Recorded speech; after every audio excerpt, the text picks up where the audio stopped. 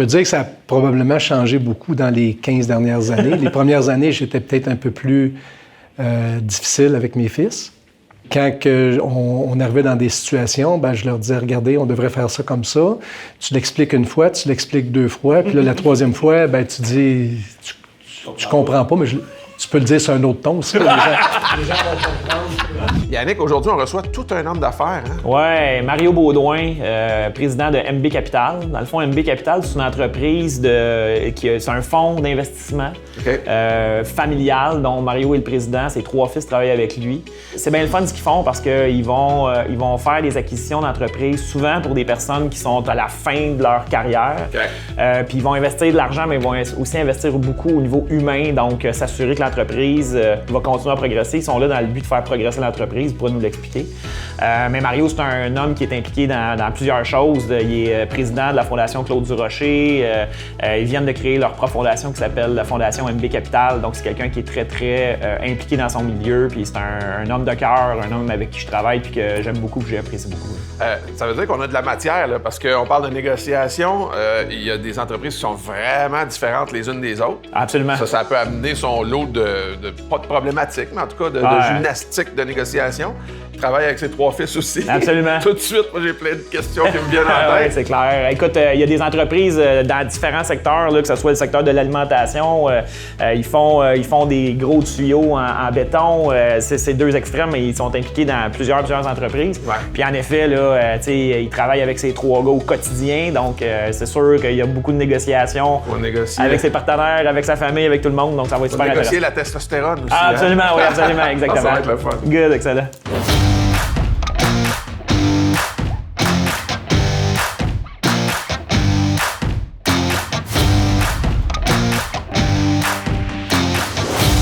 Mario, bienvenue. Bienvenue à notre podcast. Yes.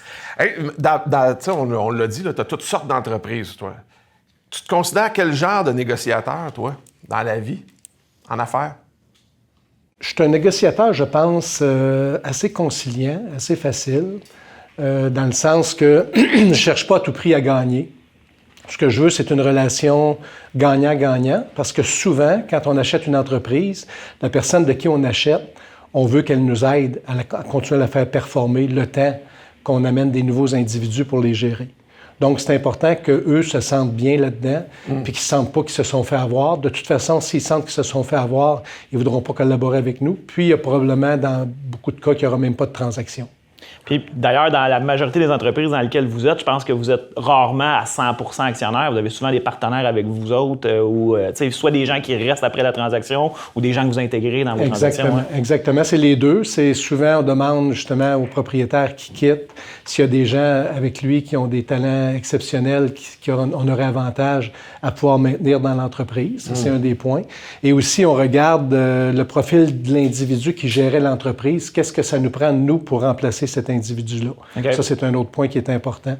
Donc, c'est les 2 facteurs qui sont là. Puis, on a besoin, évidemment, de la collaboration de l'entrepreneur qui quitte, qui veut prendre sa retraite. Ça vous oblige à garder en tête toujours dans la négociation qu'à la fin de la discussion, c'est le début de la relation, donc c'est le début d'autre chose. Puis si tu as brisé quelque chose pendant ta négociation, tu risques de le ressentir pour plusieurs années par la suite. Absolument. Puis l'autre chose, c'est que la personne qui va quitter, de qui on achète, il y a des relations privilégiées avec les employés qui sont en place. Donc, si notre négociation ne va pas bien, cette personne-là est encore beaucoup plus proche de ces individus-là que nous, on l'est, du moins pour la première année encore. Absolument. Donc, c'est important qu'on ait une très bonne relation puis qu'on puisse avoir une relation gagnant-gagnant, qu'on ne dise pas à la fin « Hey, on l'a eu, ça a fonctionné ». C'est pas ça qui est notre idée.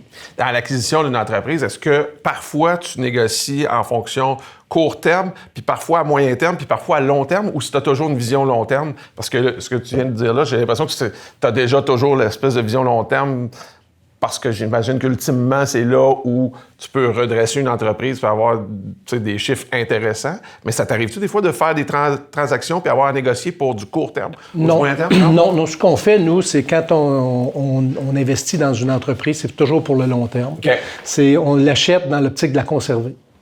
Ça va arriver à l'occasion qu'on va les revendre, mais qu'on va les revendre soit par opportunité, qu'il y a des gens qui cognent à notre porte qui veulent avoir l'entreprise, ça, on va le faire. Mais nous, notre objectif, c'est d'acheter une entreprise qui va déjà bien, de la faire croître avec les individus et les talents qui sont en place et les gens qu'on va aussi rajouter. Puis, comme tu disais tantôt, Yannick, des gens qui vont devenir actionnaires avec nous aussi. OK. Vas-y. J'ai le goût de te poser la question. Quand ça t'arrive à l'occasion d'avoir des litiges avec des fournisseurs ou d'autres personnes dans le cadre d'une entreprise dans laquelle vous êtes impliqué, à ce moment-là, ton approche de la négociation doit être un peu différente. Comment tu abordes la négociation quand tu es dans une situation un peu plus conflictuelle puis il faut que tu règles un litige, disons? Bien, il n'y a pas de formule magique, là. Ça dépend de quel genre de litige. Ça dépend si vraiment le litige, il y a toujours des zones grises dans un litige. Quand on est sûr de notre coup, on peut être un petit peu plus sévère dans nos propos puis dans notre approche. Mais souvent, on veut toujours quand même des relations gagnant-gagnant. C'est toujours la même chose là, qui prône en bout de ligne. Puis pour travailler à l'occasion avec vous autres, je sais que vous avez tous une approche justement que peu importe dans quel contexte vous allez faire la négociation, à la fin, vous ne voulez pas vous sortir de là en disant on a gagné à tout prix quelque chose. Là, c'est plutôt dire on a trouvé la solution qui fait du bon sens pour tout le monde. Mais quand on est dans une approche plus où tu as une relation plus à court terme, où tu as quelque chose que tu vas finaliser, bien là, des fois, on est peut-être un peu plus ferme sur nos positions, mais ça n'empêche pas que c'est quand même des positions qui sont gagnantes-gagnantes. Oui, parce que de toute façon, si c'est des gens avec qui tu n'auras plus à travailler du tout, c'est une chose, mais la plupart du temps, tu peux avoir des conflits ou des négociations à faire avec des gens avec qui tu vas devoir poursuivre la relation. Donc, c'est important de maintenir cette relation-là, qu'elle soit bonne. Parfait. Excellent. Tu as différents types d'entreprises. Tu en as aux États-Unis aussi, tu en as ici. Qu'est-ce qui revient tout le temps, de toute façon, que tu fasses une négociation avec peu importe le type d'entreprise, d'entrepreneur ou d'étranger dans d'autres pays? Est-ce qu'il y a quelque chose, des points communs qui sont toujours là dans une négociation? Bien, en fait, dans la plupart des cas, nous, on achète des entreprises que les dirigeants veulent quitter pour prendre leur retraite. Okay. Donc, ces gens-là, pour la majorité des cas, ont bâti l'entreprise. Donc, c'est un peu pour eux... leur bébé. De leur bébé. Ouais. Fait que quand ils laissent leur bébé, il y a deux choses. Un, c'est quelque chose qu'ils ont bâti, donc c'est douloureux pour eux.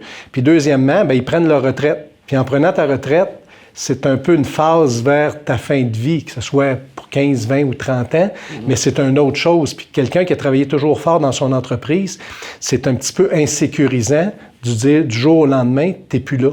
Tu n'es plus là dans l'entreprise. Qu'est-ce que tu fais de ta vie? Il y a des gens qui réussissent à se trouver des passions, d'autres choses à faire, mais il y en a que ça a été toute leur vie. Donc, c'est difficile pour eux de voir l'après-entreprise, qu'est-ce qu'ils vont faire. Il y a des gens aussi, les relations d'affaires, les relations dans les chambres de commerce, tout ça, sont habitués d'aller à ces rencontres-là. Mais quand tu n'es plus président d'une société, ta relation change un peu avec ces gens-là aussi. Involontairement, mais ça change un peu. Ça va revenir un peu à ce qu'on va se dire pendant les podcasts qu'on va avoir sur connaître l'interlocuteur avec qui t'es, parce que ce que Mario dit, dans le fond, c'est que la clientèle avec laquelle lui négocie souvent, c'est des gens qui sont peut-être en fin de carrière professionnelle puis qui passent leur entreprise. Puis tu es obligé d'avoir ça en tête quand tu t'assois devant eux autres, parce que ça a un impact direct sur la négociation. On veut pas quand tu négocies avec quelqu'un comme ça. Donc, tu dois être rassurant un peu puis enveloppant au départ, j'imagine, dans la négociation pour dire « Hey, on va faire attention à votre bébé, on va l'amener quelque part. » Oui, puis c'est ce qui nous différencie un petit peu des fonds un peu plus institutionnels, où ces gens-là achètent une entreprise à une certaine période de temps, puis ils veulent la revendre quelques années après.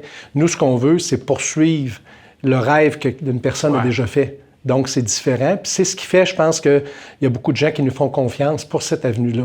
Si on achète une entreprise puis on la revend 2 ans après, puis on a dit à la personne on veut la conserver longtemps, bien, je pense qu'on se ferait pas une bonne image au niveau de l'ensemble de la population avec ça. Ah, puis c'est facile de retourner à l'arrière puis de montrer votre pedigree à un nouveau client avec lequel vous voulez négocier, de dire regardez, on a toutes ces entreprises-là puis on les a gardées depuis tout ce temps-là. Fait que vous avez un registre qui corrobore un peu ce que vous avez comme discours. Quand on commence à discuter avec des gens qui sont un petit peu insécures de vendre leur entreprise puis qui ne connaissent pas beaucoup, on leur donne la liste des entreprises qu'on a achetées avec les dirigeants. Vous pouvez appeler qui vous voulez là-dedans. On est très transparent.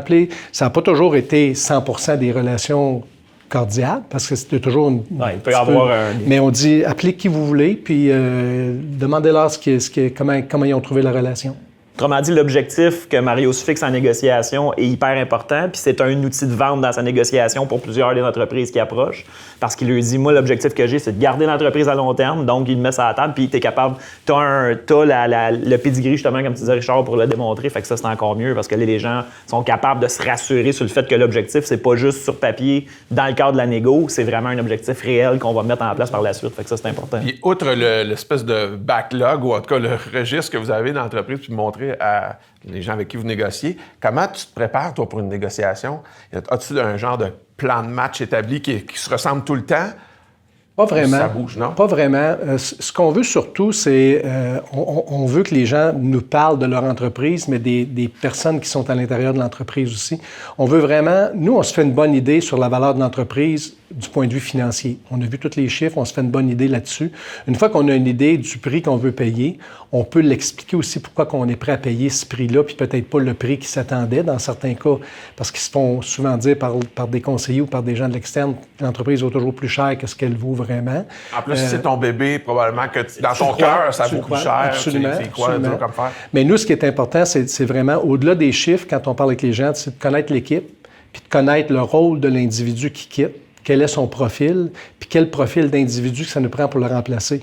Parce que souvent, la personne a emmené l'entreprise à un certain niveau. Ça ne veut pas dire que ça prend le même profil que cette personne-là avait pour poursuivre la croissance de l'entreprise. On le sait, là, il y a différents stades d'entreprise, puis ça prend différents stades de dirigeants. Puis souvent, une personne qui a bâti son entreprise, qui l'a montée à un certain niveau, puis parce qu'à toutes les fois que tu as une croissance, c'est des défis, puis c'est des problèmes à régler aussi. Fait qu'une personne peut dire, je suis confortable en faisant 1 million de profits par année, puis je veux la laisser là, puis c'est parfait pour moi, puis ça me donne des dividendes, ça fait bien vivre ma famille. Mais nous, si on veut la porter à un autre niveau, peut-être que c'est pas le même genre d'individu ou de gestionnaire que ça prend. OK, mais tout ça, tu le fais en amont.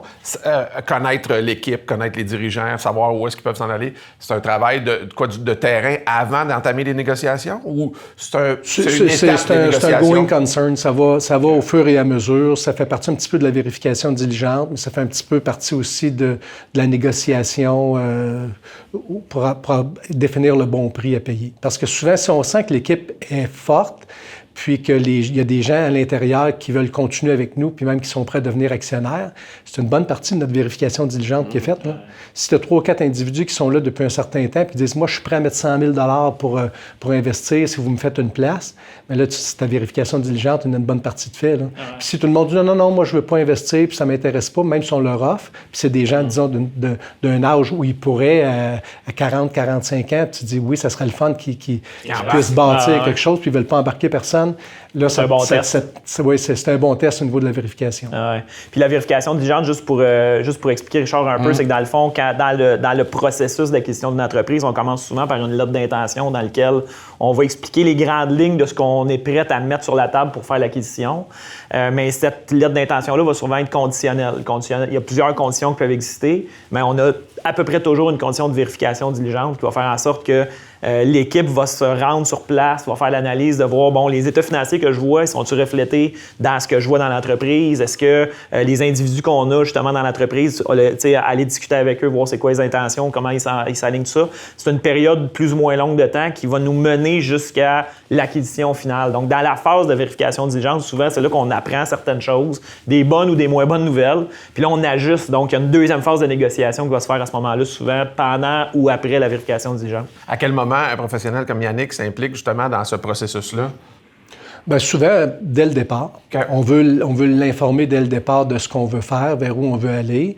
Et pour s'assurer aussi, parce qu'ils peuvent nous aider à dire, bon, à tel stade, fais attention plus à telle affaire.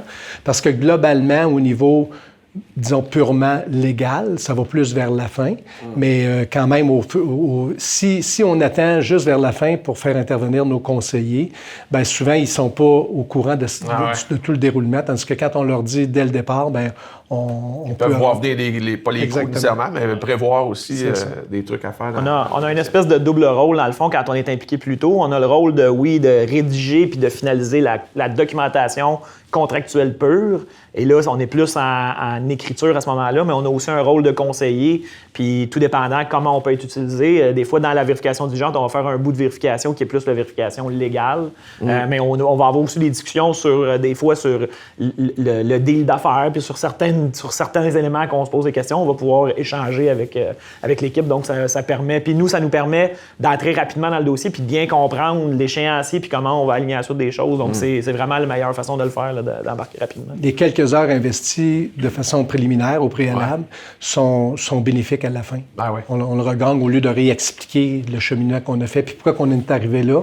Puis souvent, on a certains éléments qui sont plus des deal breakers, comme on appelle. Mais là, quand on l'a vécu, le cheminement avec nos conseillers du début à la fin, ben c'est plus facile. Ils peuvent nous dire, ben ils ont peut-être raison de l'autre côté. Là, parce que c'est important aussi que les gens nous disent, on n'a pas toujours raison là, dans notre approche, qu'on voit les deux côtés, parce que ces gens-là, comme ils en voient beaucoup aussi de transactions. Ah ouais.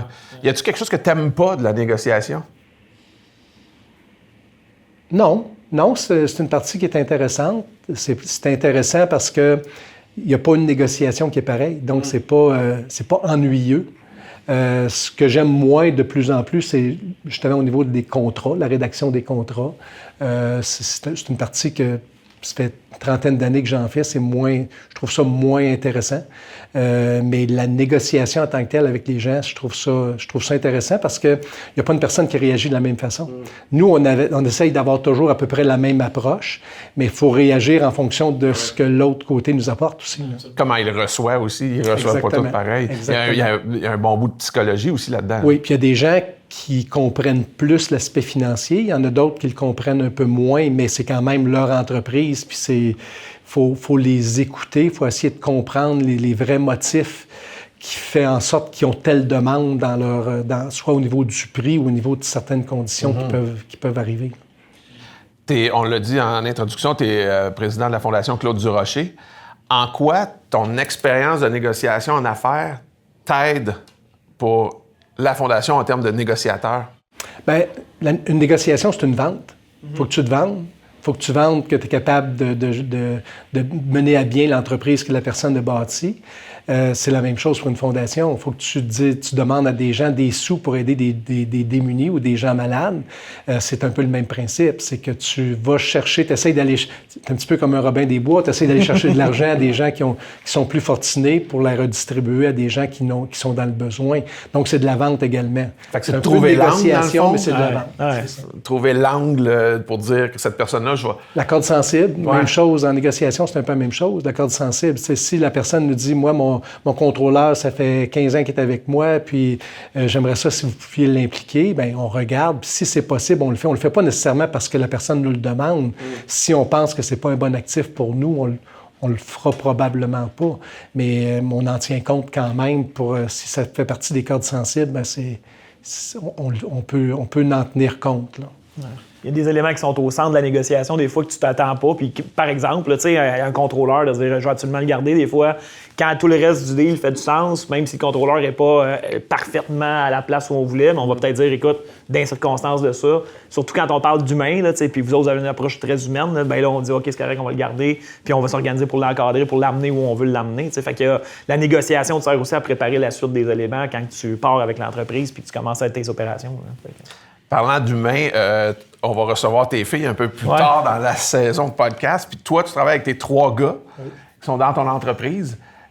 Comment ça se passe en termes de négociation? Tu sais, quand on est dans la même famille, mais qu'en plus on est en entreprise, il y en a qui disent il ne faut pas mélanger famille et entreprise. Des millions de familles l'ont fait, des milliards peut-être dans le monde. Mais toi, comment tu vis ça et comment eux vivent ça, le fait d'avoir à négocier avec leur père, puis toi à négocier avec tes fils pour faire avancer la business? Je peux dire que ça a probablement changé beaucoup dans les 15 dernières années. Les premières années, j'étais peut-être un peu plus difficile avec mes fils, pour plusieurs raisons. Je pense que quand ils ont commencé avec moi, mais eux sortaient de leurs études, sortaient de l'université, donc ils n'avaient pas le bagage d'expérience que j'avais. Puis quand on arrivait dans des situations, ben je leur disais, regardez, on devrait faire ça comme ça. Tu l'expliques une fois, tu l'expliques 2 fois, puis là, la 3e fois, ben tu dis, tu comprends pas, mais tu peux le dire sur un autre ton aussi. Les gens vont comprendre qu'on peut le dire sur un autre ton. C'était pas tout le temps aussi calme que ça. C'était pas aussi calme que ça. Toi, tu revoyais, va faire ta chambre, va faire ta chambre, va faire ta chambre. Exactement. Je vais le dire de quelle façon maintenant. Maintenant, par contre, ce que je vois avec le recul, c'est que aurait fallu que je me mette dans leur peau de quelqu'un qui commençait. quand tu arrives pour la première fois sur une patinoire puis tu veux patiner, c'est sûr que tu t'en vas pas à 100 000 à l'heure parce que tu n'as jamais patiné. Tu te tiens après une chaise au début. C'est un peu normal. Mais moi, quand ça fait 15 ans que tu patines, tu n'as plus besoin de chaise. Mais eux, je voyais qu'ils avaient besoin d'un appui. Puis, c'est probablement moi qui étais dans l'erreur de penser qu'ils seraient au niveau où j'étais avec l'expérience que j'avais. Ouais. Ça s'est amélioré avec le temps, compte tenu que les 3 fils aussi ont des caractères différents, des expériences différentes, puis ils s'entendent bien ensemble. Ça, c'est l'élément primordial parce qu'on a bâti quelque chose, je pense, qui est intéressant avec le temps. Puis ce que je voudrais surtout pas, c'est d'avoir toujours la même mise dessus, parce que je pense que c'est important que puis je le fais de plus en plus, là, de leur laisser la place. Vous pourriez lui parler, voir si c'est vrai, mais je pense que, en tout cas, je le sens comme ça. J'espère qu'ils le sentent comme ça eux aussi. Puis je pense qu'ils sont beaucoup de connivence ensemble, les 3. Donc, c'est important aussi. C'est la preuve, s'il arrivait quelque chose demain, qu'on a un accident, moi puis ma conjointe, ou qu'on décide qu'on lâche complètement, on ne veut plus rien faire, puis qu'eux, ils sont les 3, puis ils ne s'entendent pas sur la façon de procéder. Ça va être difficile de maintenir ce qu'on a bâti dans les 25 dernières années. Mais je pense qu'ils ont une très belle relation ensemble, puis c'est important que ce soit ça. Ouais.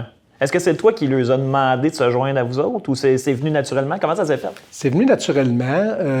Dans le cas de mes 2 plus vieux, dans le cas de mon deuxième garçon, c'est lui qui a commencé avec nous en premier parce que mon plus vieux avait été un joueur de hockey, donc il est allé étudier aux États-Unis. Il est devenu un joueur de hockey professionnel pendant quelques années, donc il ne s'est pas joint immédiatement à notre équipe.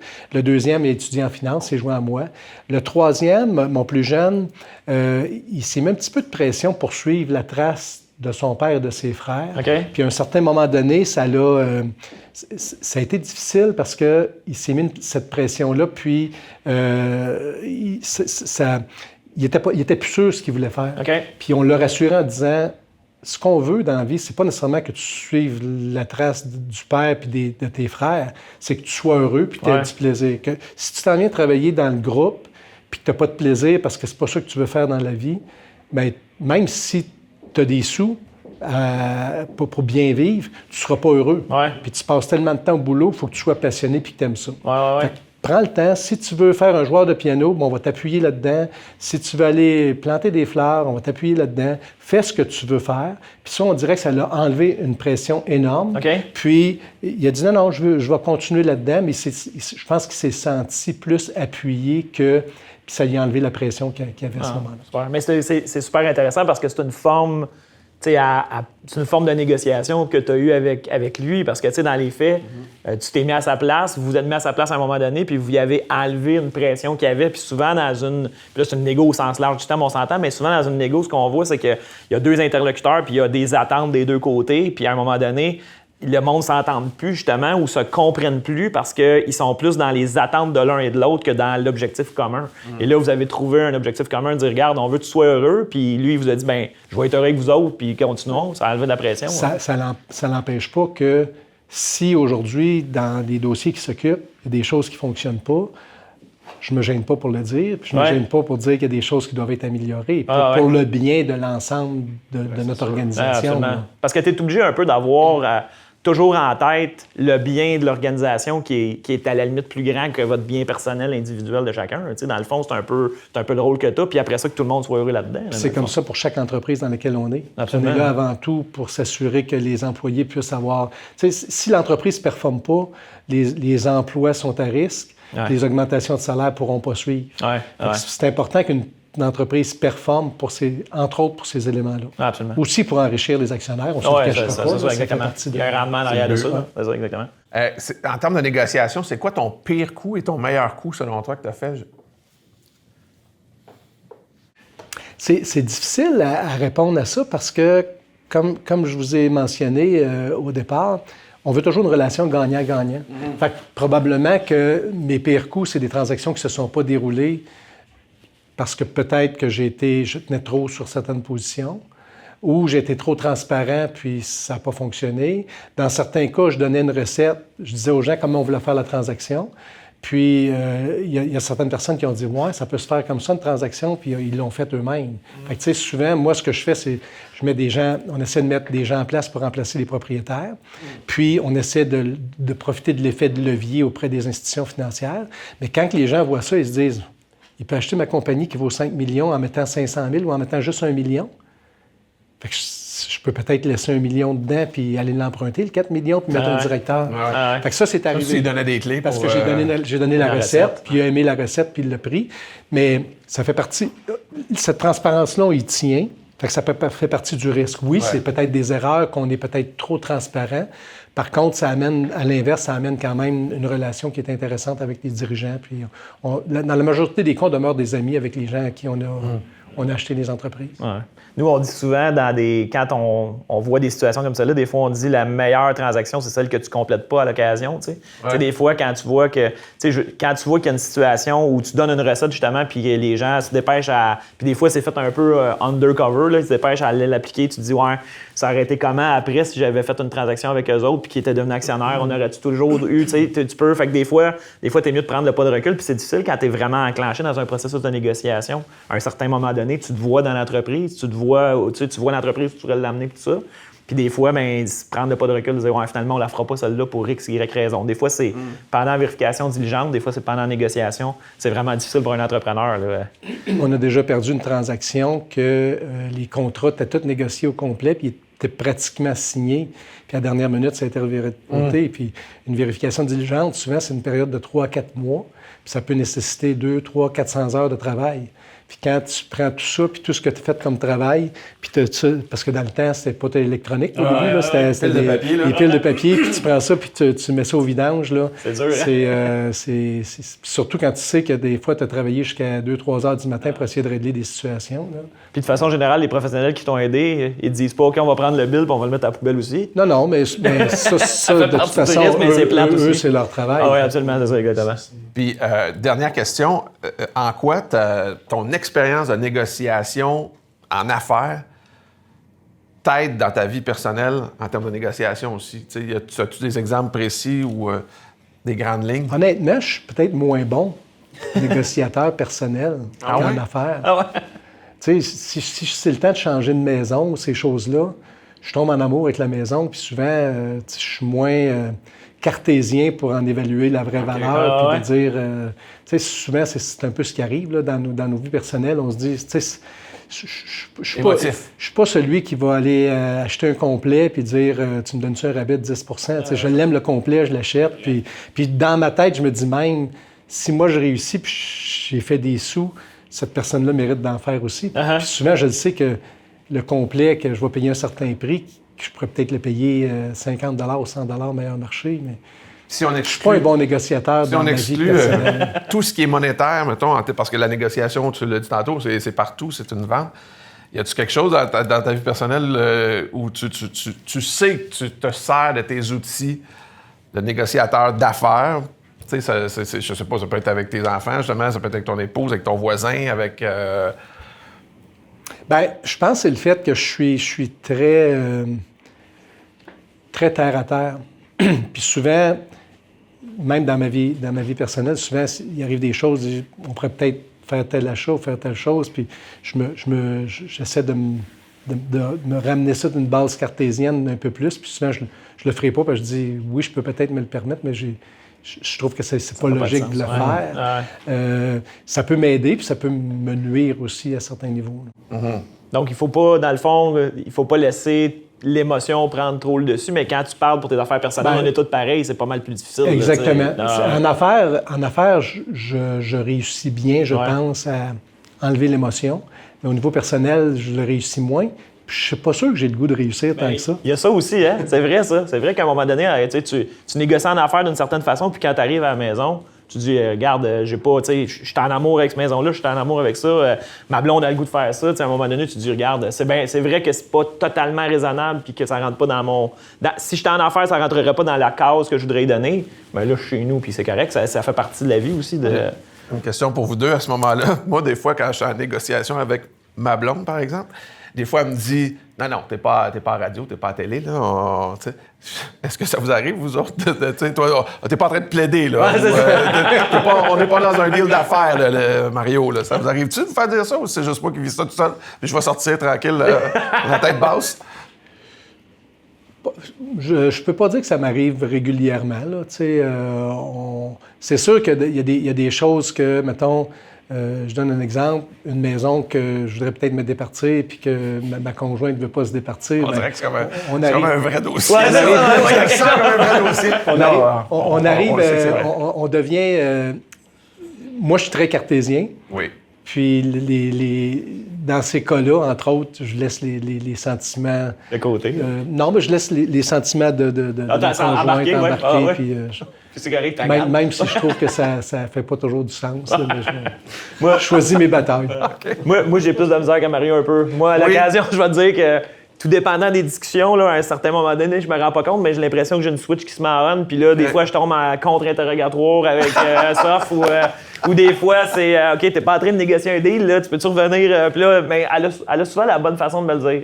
Ça commence par un sac, puis ça finit par un autre sac. Puis d'habitude, je comprends. C'est le milieu que le milieu, je comprends très bien. Ouais, c'est ça. Il y a un point après le deuxième sac. Exactement. Dans ce temps-là, je sais, OK, je vais revenir. Je vais être Yannick à la maison, je serai pas maître crack, là, ça va être correct. Hey Mario, merci beaucoup de ton temps. Merci Mario. Ça fait plaisir, merci beaucoup. Merci beaucoup. Ce que je retiens de Mario, c'est qu'il s'est fixé un objectif clair qui a évolué avec le temps puis qui a continué à faire cheminer. Et ça a fait en sorte qu'aujourd'hui, il y a une belle feuille de route sur les acquisitions qu'il a faites en fonction de ces objectifs-là. Et ça lui sert très bien parce qu'aujourd'hui, quand il est en négociation, il est capable de mettre clairement son objectif sur la table, d'adapter sa discussion avec son interlocuteur et les objectifs de son interlocuteur, puis de faire une belle négociation. Mais ça fait aussi en sorte que quand ça sort de ce cadre-là de son objectif, bien, il va comprendre qu'il faut qu'il se retire de la transaction, puis souvent, c'est là que ça va peut-être être la meilleure chose à faire, c'est-à-dire de ne pas la compléter. Et ça fait partie intrinsèque d'un bon négociateur. Donc, on voit qu'en se fixant des objectifs, on peut atteindre des grands résultats.